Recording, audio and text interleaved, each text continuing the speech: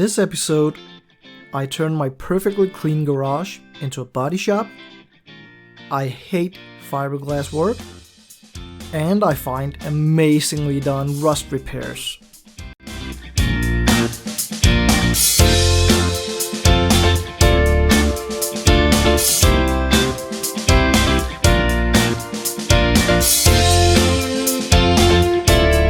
Starting off with the original side skirts, I did a rough structural repair, basically to get the shape of the original part, remolding the cracked corners and so on.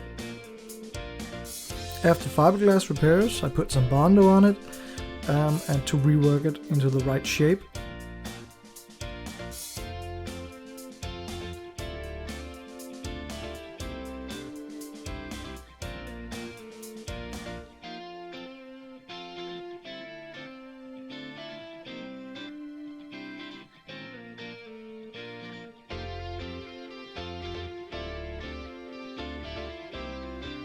As you can see, there's a lot of sanding involved, so it's just rinse and repeat. Apply new Bondo and filler, and do it again and do it again. If you want it to be spot on, you need to do it a lot of times, so. Especially when doing it this way, not having a mold to cast repairs in, just doing it on the rough piece.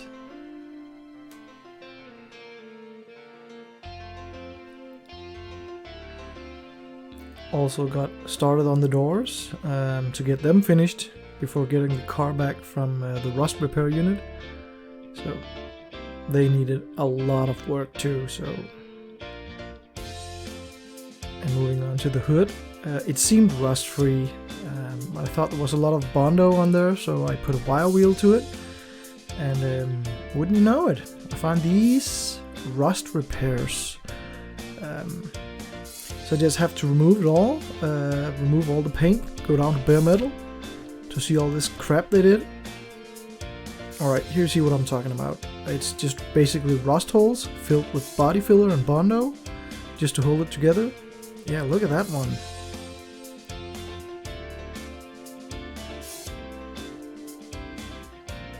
Yeah, there you go. And it's basically just been backfilled with Bondo. Let me just get this piece out for you here. See if I can catch it. Yep. There you go. Just basically Bondo, just holding everything together. So had to redo a lot of these patches and weld it back up to get rid of all that lovely work.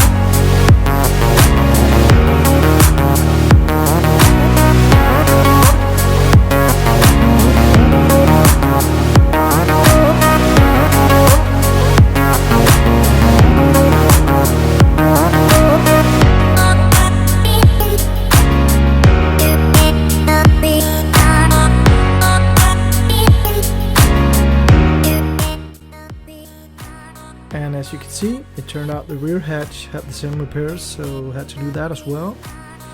Onto the bumpers. The rear had seen better days. It roughly had something like 5 different layers of paint with mixed quality on it.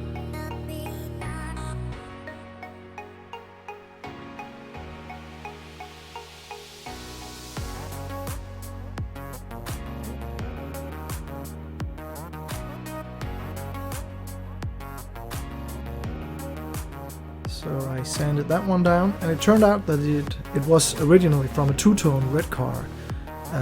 That's pretty cool, but I know no scuffing could make that new paint stick to it, so I had to sand them all the way down and remove the plate light. So I started on the over fenders.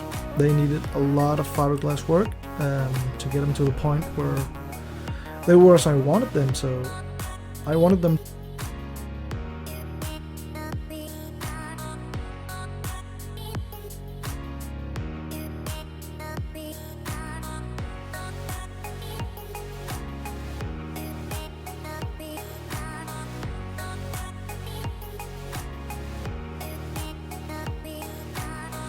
I wanted them to be fitted using countersunk bolt and threaded rivets and not just bolted on, so I had to fiberglass some material on the back to accommodate deeper holes to fit the countersunk bolts into, so I ended up spending some time getting it just right.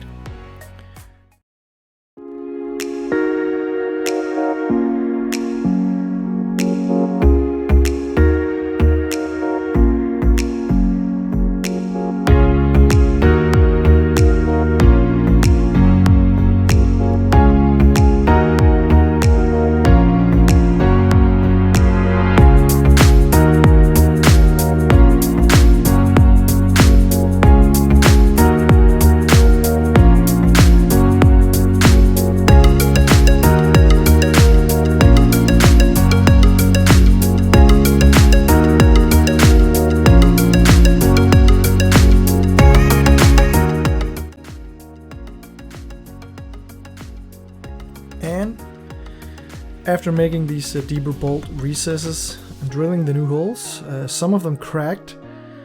I guess it's a combination of the thin fiberglass and the reworked pieces, so that's fine with me. I would rather have them crack now than when tightening them with the bolts when installing. So I cut those and redid the ones that cracked.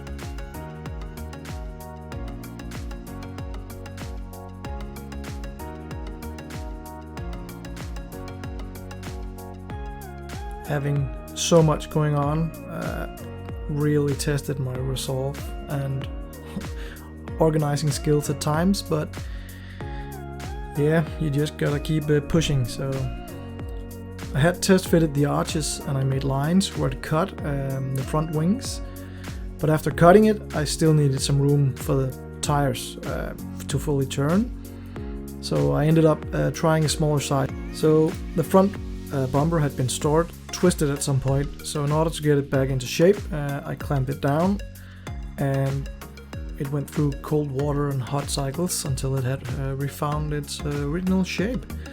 Then both bumpers were sent off to my good friend, who gave them a coat of filler and primed them, just in preparation for paint, so they would be a lot smoother and not so ruffled as they are.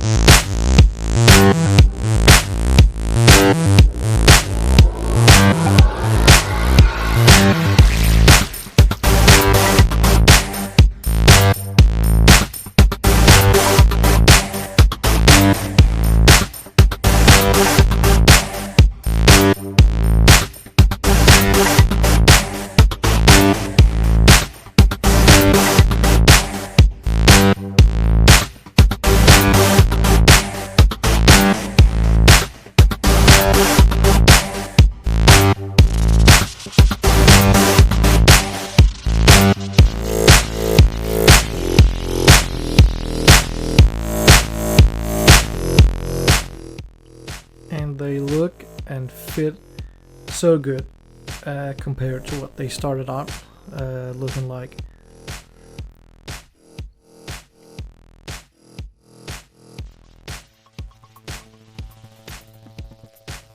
Then I started on my horrible cheap TRD style wing.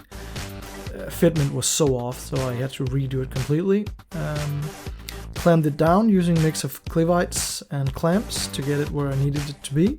Then I roughed up the edges to get a good surface to bond. And then using masking tape as a mold, I applied 3 layers of fiberglass and just let it cure.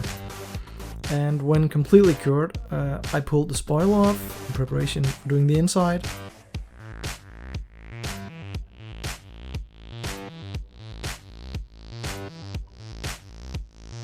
So that was roughed up also for better bond. Then I prepared some thick fiberglass mat, mixed up some resin. And after applying 2 layers on the inside and letting it set completely, I trimmed down the rough edge and traced an outline to cut. It is a very, very time-consuming work, but I wanted this to be perfect. It's the only part in the car that's going to be riveted on without rubber seals, so it needs great fitment. So the result is now that the wing fits better than most of the expensive brands, because this was molded after my car. Then it was on to fitting the rest of the parts in preparation to paint.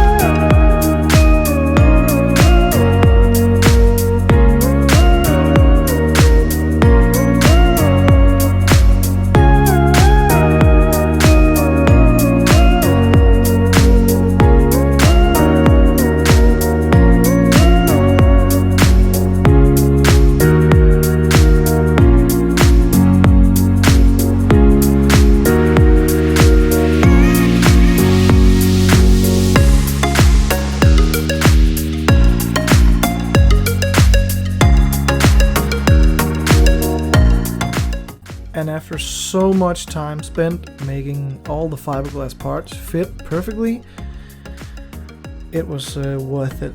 And this work can't be done after it's sent off to paint, so this needs to be done before, even though it's so tedious and time consuming. It really, pays off to spend those kind of hours. And after that, it was time to scuff everything before.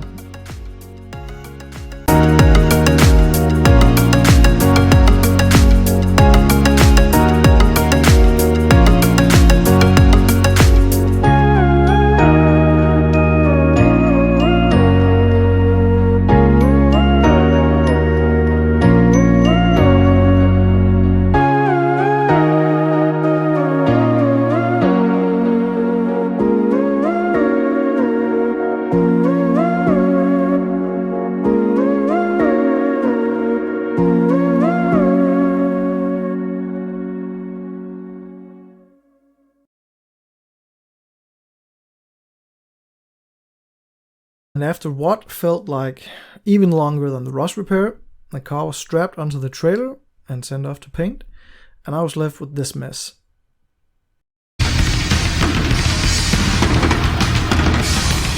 Next time on Roadworthy-ish, I learned that clean isn't clean enough for paint, and I spent countless hours in the paint shop getting the car prepped and ready to be painted. And after a lot of consideration about color, we paint the car white-ish. Stay tuned.